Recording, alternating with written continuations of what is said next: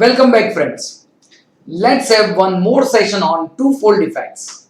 First of all, let's revise the rules. You know, friends, हमने जितने भी accounts थे, जितने भी लेजर्स थे, उसको हमने क्लासीफाई किया है तीन पार्ट्स में. First one is personal account, second one is real account, and third one is nominal account. Now, friends, personal account का रूल क्या है? Debit the receiver, credit the giver. Real account का rule क्या है? Debit what comes in, credit what goes out. And nominal account का rule क्या है? Debit all expenses और losses and credit all incomes और गेन्स. ऑलराइट. फिर हमने चेक किया था कि कोई भी ट्रांजैक्शन में हम लोग सबसे पहले क्या फाइंड करेंगे, whether it is a cash transaction और क्रेडिट ट्रांजैक्शन. वो कैसे फाइंड करेंगे? अगर हमें क्लियरली कोई वर्ड दे दिया है जैसे कि पेड, रिसीव्ड या तो बाय कैश, ऐसा कोई भी वर्ड दे दिया है तो it is clearly a cash transaction. अगर वो कैश ट्रांजैक्शन नहीं है तो हम ट्रांजैक्शन में चेक करेंगे. If name of the party is given, it is considered as a credit transaction. Alright, तो देखते हैं टर्न बाय टर्न. चलिए आ जाइए ट्रांजैक्शन नंबर 53 पे. Gave a salary cheque of ₹4500 to Raju. अब देखिए यहाँ पे आपको क्लियरली बोल दिया गया है कि हमने चेक दिया है.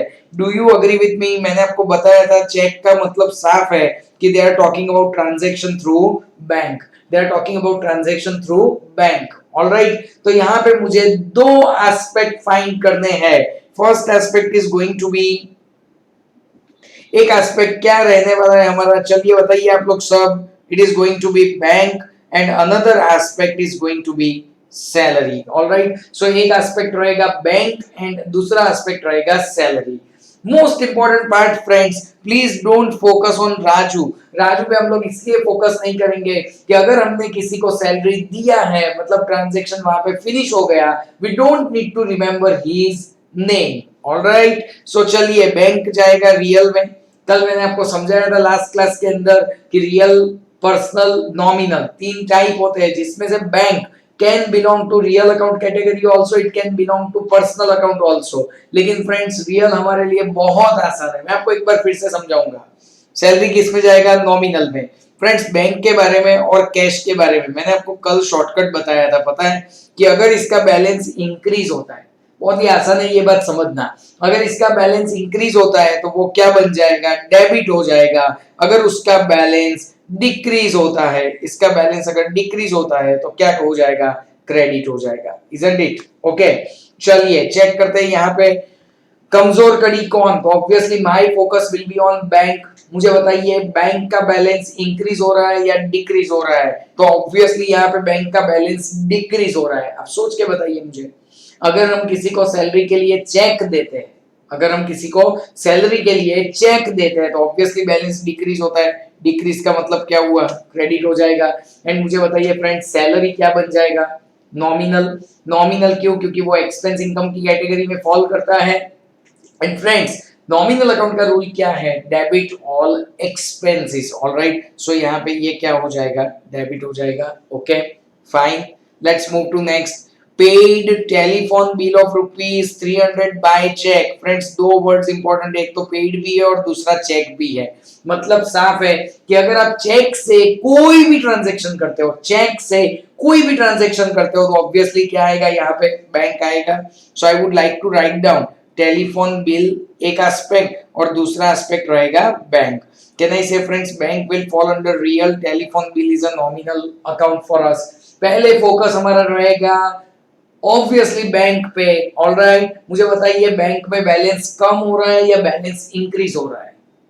ऑब्वियसली फ्रेंड्स कोई भी बिल्स जब हम लोग पे करते हैं तो हमारा बैंक का बैलेंस डिक्रीज होगा. डिक्रीज का मतलब साफ है, it is going to be in on credit side. And telephone bill क्या हो जाएगा? डेबिट हो जाएगा. Alright, why? Because telephone bill is an expense. Okay, move to next.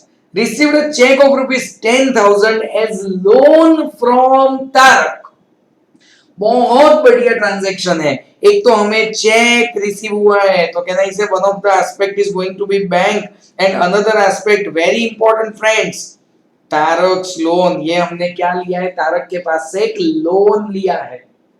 हमने किसी तारक करके एक पर्सन है उससे हमने लोन लिया है. इट्स ओके, बैंक को रियल में रखेंगे हम लोग एंड तारक के लोन को पर्सनल में रखेंगे. ऑब्वियसली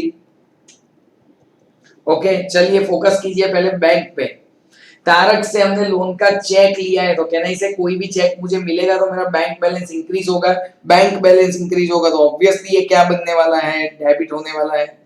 ऑलराइट और आप मुझे बताइए तारक का लोन, कहना इसे Tarak loan is a personal account. वैसे भी ये लायबिलिटी है, रिस्पॉन्सिबिलिटी है, फ्यूचर में वापस कर देना है। पर्सनल अकाउंट का रूल क्या है? Debit the receiver, credit the giver. One more time friends, personal account का रूल क्या है? Debit the receiver, credit the giver. अब आप मुझे बताइए तारक का जो लोन है, कहना इसे Tarak is the giver of the loan, हां या ना? आराम से सोचिए, हम बिजनेस है, हम यहाँ पे बैठे हैं, कोई तारक यहाँ पे आया and he gave us the cheque, कहना इसे Tarak is the giver and giver है तो ऑब्वियसली वो क्या बनने वाला है? क्रेडिट हो जाएगा। चलिए friends next one, purchase goods for cash, clearly given purchase goods for cash rupees 12,000, can I say one aspect is purchase and another aspect is cash? Now friends tell me purchase and cash दोनों किस में आएगा? Real में आएगा। Purchase and cash दोनों किस में आएगा? रियल में आएगा। अब आप मुझे बताइए कमजोर कड़ी कौन? Obviously cash. मान लीजिए हमने गुड्स परचेज किए हैं तो पैसे जाएंगे, हमारा फोकस अभी full focus should be on cash, कहना इसे cash is going out so credit हो जाएगा एंड परचेज हमेशा डेबिट होता है। मैं याद करवाना चाहूंगा फ्रेंड्स आप लोगों को, कल भी मैंने लिख के बताया था मैंने कि परचेज ऑलवेज डेबिट होता है।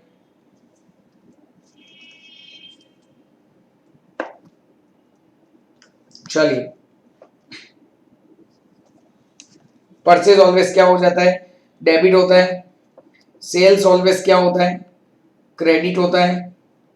Purchase return credit and sales return will be debit. आपको फोकस कहां पे करना है? गुड्स का आ रहा है या जा रहा है उस पे आपको आप लोगों को फोकस करना है, ठीक है?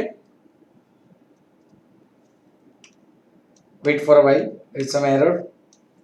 Okay so debit.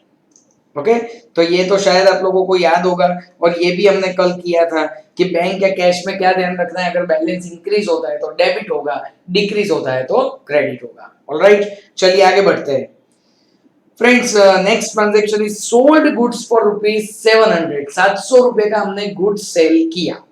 सबसे पहला क्वेश्चन, क्या यहाँ पे कैश ट्रांजैक्शन है, क्रेडिट ट्रांजैक्शन ऐसा कुछ भी मेंशन किया है? Answer is no. फिर मैंने सर्च किया कि अंदर क्या किसी का नाम दिख रहा है, अगेन आंसर इज नो, नाम भी नहीं दिख रहा है, कैश क्रेडिट भी नहीं मेंशन किया है तो obviously it is a cash transaction. तो सबसे पहले फ्रेंड्स हम लोग क्या करेंगे, इसके दो एस्पेक्ट बताइए मुझे। एक एस्पेक्ट रहेगा सेल्स और दूसरा रहेगा कैश, दोनों रियल में जाएंगे। हम सबसे पहले कमजोर कड़ी कौन? सेल्स सॉरी कैश पे फोकस करेंगे। अगर मैंने गुड्स सेल किया है तो ऑब्वियसली पैसा आएगा, पैसा आएगा तो ये डेबिट हो जाएगा एंड सेल्स यानी goods is going out of the business so credit हो जाएगा। ऑलराइट चलिए next one, purchase goods from Deepika at rupees 850। Friends transaction is not clear about cash और credit transaction but there is a name of the party given and that is why one aspect is going to be purchase and another aspect is going to be Deepika. Can we say purchase is real and Deepika is personal? Let's focus on real account. All right friends, purchase किया है, purchase can I say goods business में आएंगे, debit what comes in and obviously Deepika is the giver of the goods। नहीं आप सोच लीजिए क्योंकि personal account में रूल हमें पर्सनल अकाउंट का लगाना पड़ेगा so she is the giver of the goods so credit the giver. Alright placed an order, खत्म हो गई बात। नॉन इकोनॉमिक ट्रांजैक्शन खत्म हो गई बात। बताया था मैंने आपको लास्ट क्लास में कि अभी सिर्फ ऑर्डर प्लेस हुआ है, एग्जीक्यूट नहीं हुआ है, that's why it's a non economic transaction. Next one, sold goods of rupees 900, that's it, कोई नाम नहीं कुछ नहीं। Obviously it's a cash transaction, तो एक साइड पे कैश एंड दूसरी साइड पे सेल्स, दोनों रियल में आएगा। बताइए मुझे सबसे पहला फोकस हमारा कैश पे रहेगा।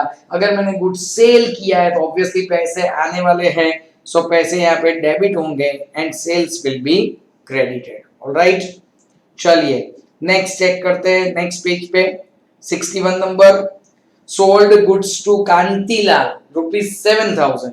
sold goods to Kantilal. Can I say name of the party is given? So one aspect is obviously, एक एस्पेक्ट क्या रहेगा, सेल्स रहेगा, एंड दूसरा एस्पेक्ट रहेगा Kantilal.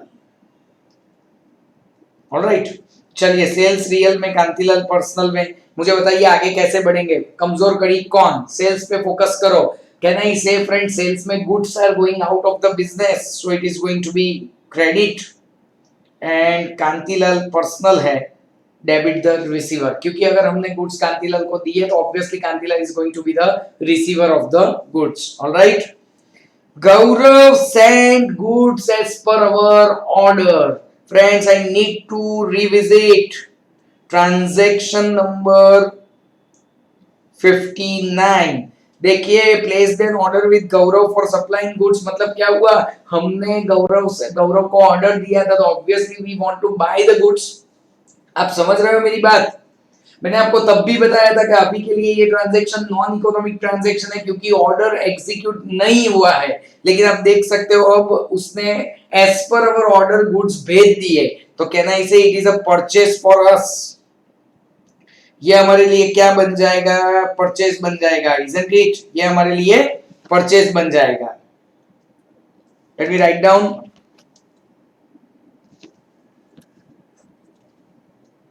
One aspect is purchase, another aspect is गौरव. चलिए, परचेज रियल में जाएगा, गौरव personal में जाएगा.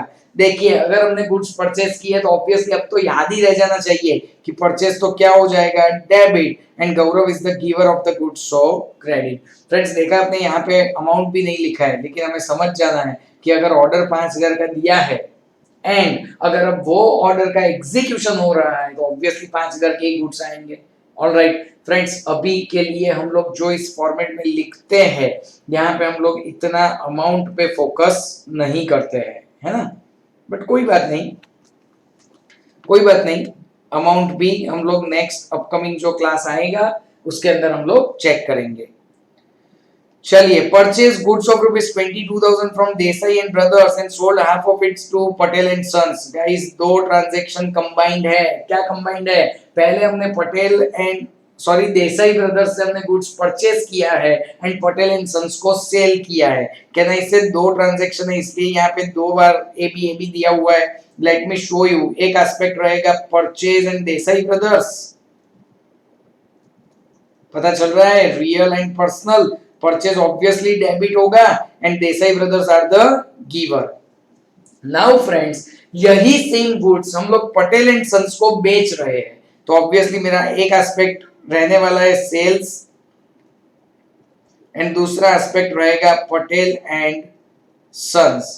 नाउ गाइस, सेल्स रियल में जाएगा, पटेल एंड सन्स पर्सनल में जाएगा. ऑलराइट, चलिए देखते हैं. सेल्स से क्या होगा, goods are going out of the business, so obviously ये क्रेडिट होगा and Patel and sons are the receiver of the goods. वो लोग क्या कर रहे हैं, ये गुड्स को रिसीव कर रहे हैं. ऑब्वियसली मैंने उनको दिया तो दे आर द रिसीवर. लेकिन ये ट्रांजैक्शन में समझने वाली बात ये थी कि यहाँ पे दो ट्रांजैक्शन क्लब करके दिए थे. मान लीजिए हमने एक्स से बाय किया एंड वाई को सेल किया. क्या यहाँ पे एक्स से बाय किया एंड वाई को सेल किया, these are two separate transaction. पहले लिखना पड़ेगा एक्स से बाय किया, फिर लिखना पड़ेगा वाई को सेल किया. सो दो ट्रांजैक्शन हुए.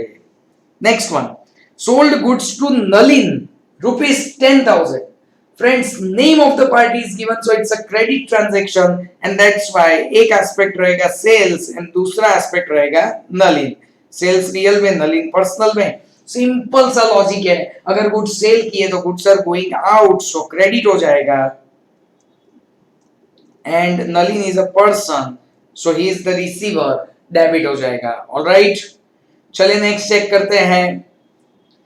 Received cheque from Nalin ₹5,000. हमें चेक रिसीव हुआ है. याद करो, अब भी बताया था मैंने आपको, चेक होगा तो वो किसको अफेक्ट करने वाला है, बैंक को. So one of the aspect is bank and another aspect is Nalin.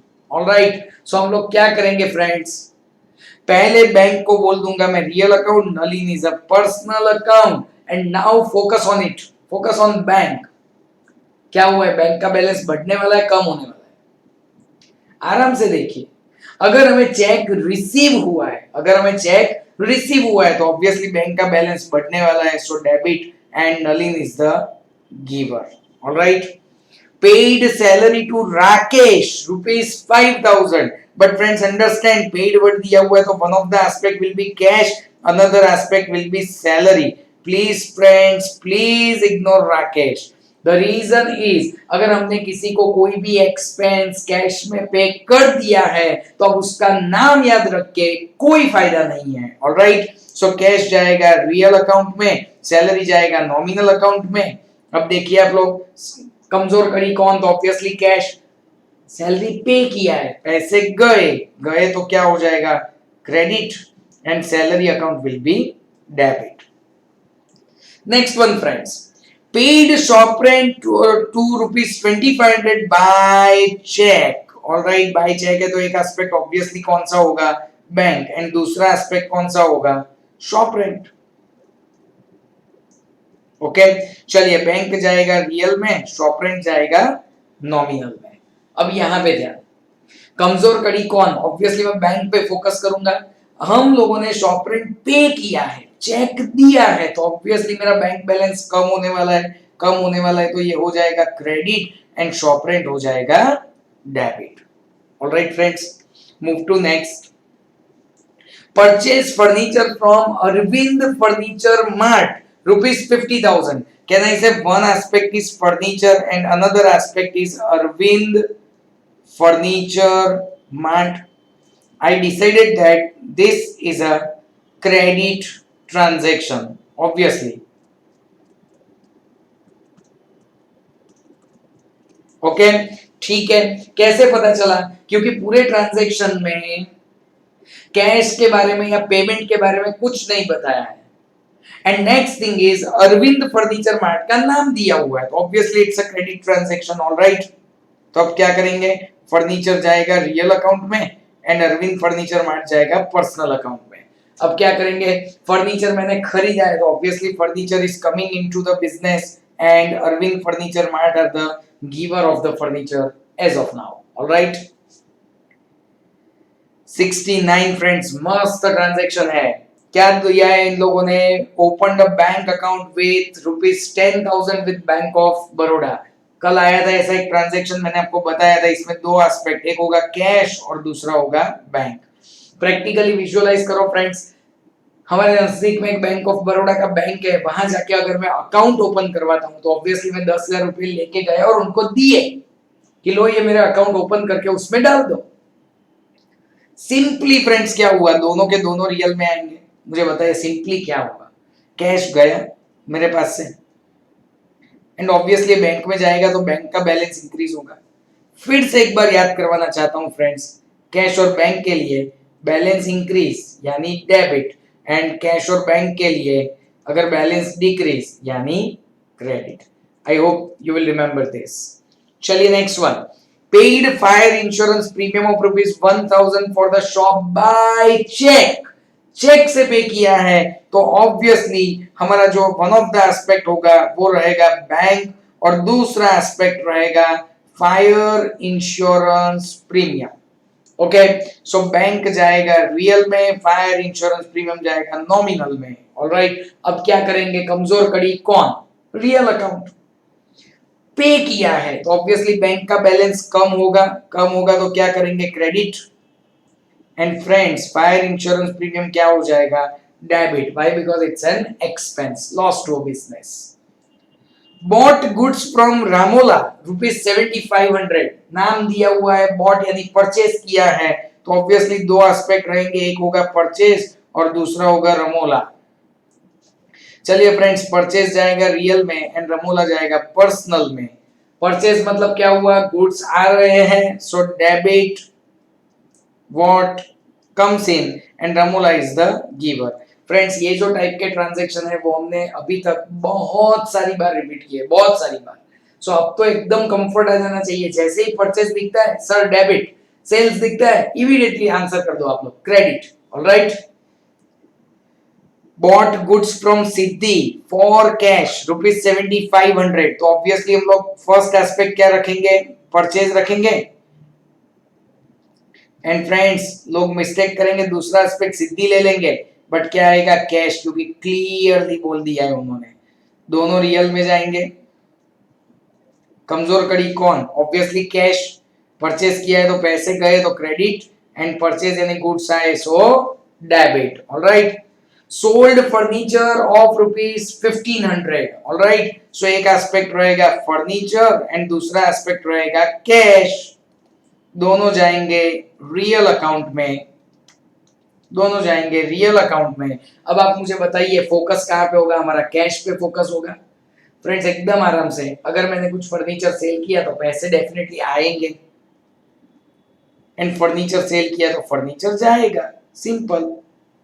Sold goods of rupees 12,000 to Yana on a credit period of 10 days. Alright, so एक तो सेल्स किया है और दूसरा aspect is Yana, the reason is credit पे sale किया है, सब बोल ही दिया है। अगर कोई इंफॉर्मेशन ना दिया होता तो भी याना का नाम था, मतलब ट्रांजैक्शन तो क्रेडिट है वो कंफर्म है। ऑलराइट, सो सेल्स जाएगा रियल में एंड याना जाएगा पर्सनल में। मुझे बताइए सेल्स तो ऑलवेज क्या होता है, क्रेडिट होता है, and Yana is the receiver. हमने अगर याना को गुड्स दिया तो Yana is the receiver, so debit हो जाएगा। Next friends, sold goods to Nirali rupees 15,000। So one aspect क्या होगा, sales, and another aspect is Nirali. Now friends same type का ट्रांजैक्शन है, सेल्स क्या हो जाएगा क्रेडिट एंड निराली हो जाएगा डेबिट। चलिए next one, received cash from Nirali in full settlement of rupees 15,000। हमें निराली से पैसे मिल गए, आपने पहले क्रेडिट पे सेल किया था, उसने हमें पैसे दिए। कैन आई से one aspect is cash and another aspect is निराली। ध्यान यहाँ पे सबका, कैश जाएगा रियल में, निराली जाएगा पर्सनल में। निराली ने हमको पे किया, लोग क्या करते हैं पता है, ये रिसीव्ड कैश लिखा है तो ऑब्वियसली क्या हुआ, हमारे पास कैश आया, so debit, and Nirali is the giver, so it is going to be credit. चलिए last transaction, purchase weights and balances. Friends remember ये वर्ड भी शायद आपको नहीं पता होगा, वेट्स एंड बैलेंसेस आपने देखा है ना, शॉप्स में होते हैं वो वेट करने के लिए, कोई भी चीज का बराबर है वजन करने के लिए, उसे हम लोग हमारी अकाउंट्स की लैंग्वेज में डेड स्टॉक बोलते हैं। उसे क्या बोलते हैं, डेड स्टॉक बोलते हैं। ऑलराइट, हमने डेड स्टॉक खरीदा है 100 रुपए का, तो कहना इसे one of the aspect account की लैंग्वेज में it's going to be dead stock, and another aspect is cash. Dead stock जाएगा रियल में, कैश भी रियल में। ऑलराइट, क्योंकि ये जो बैलेंस वेट्स वगैरह है उसको आप रीसेल कर सकते हो, can be converted back into cash. Alright, so cash ये परचेस करने के लिए रुपए मुझे देने पड़े होंगे, एंड ये डेड स्टॉक मेरी शॉप में आया, सो डेबिट हो जाएगा। ऑलराइट, ओके फ्रेंड्स, यहां तक आज रखते हैं। अपने नेक्स्ट क्लास में हम लोग डेफिनेटली वर्कशीट नंबर 1 खत्म करेंगे, जिसमें टोटल 99 ट्रांजैक्शंस है। Alright, thank you so much for watching.